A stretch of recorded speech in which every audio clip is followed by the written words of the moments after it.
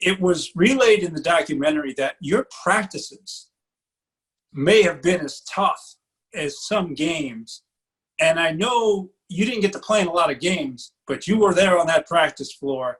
Give us a feel for what that was like, given what we saw in this documentary, which indicates that was some real intense stuff.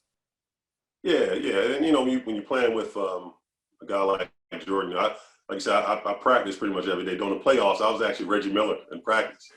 So a lot of times, I was, I more than held my own against those guys. But at the same time, I think Mike, received a lot of slack from us. He kind of knew going into his documentary. I think he made a statement in regards to how people probably might view him differently after seeing the documentary.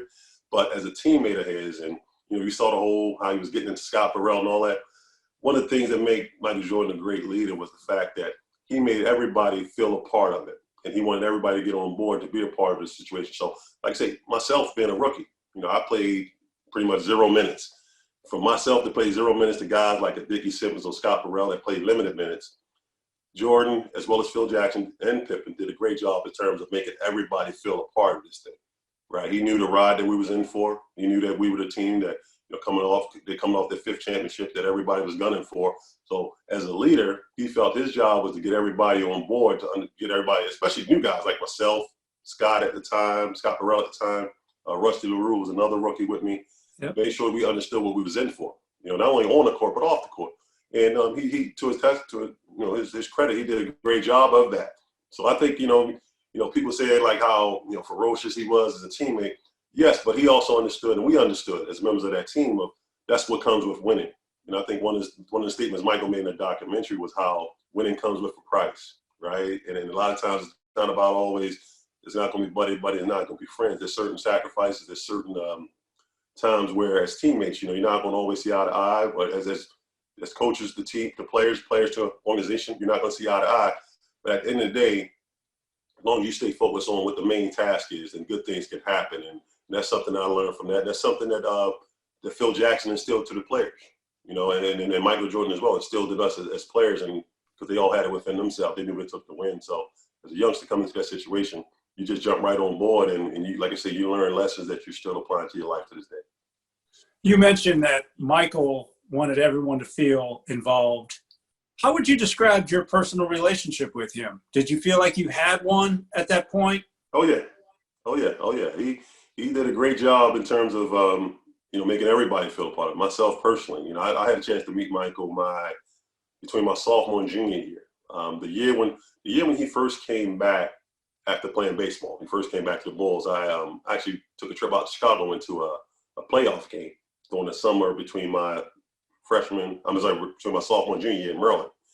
And so I had a chance to meet Michael before then. So we kind of knew each other from that. We had the same agent, and David Falk over at Fame.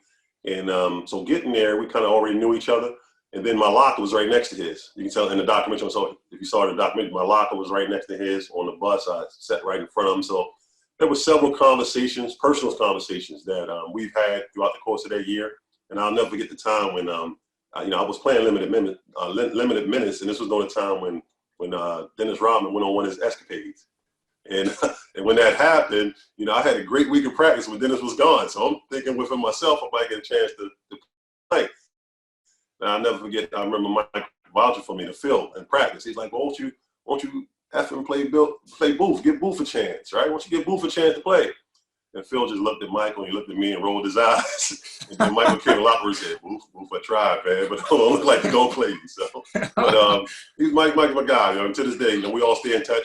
I did a little thing on IG Live last night. A teammate at the time was from the DMV, Dickie Simmons, got on with me.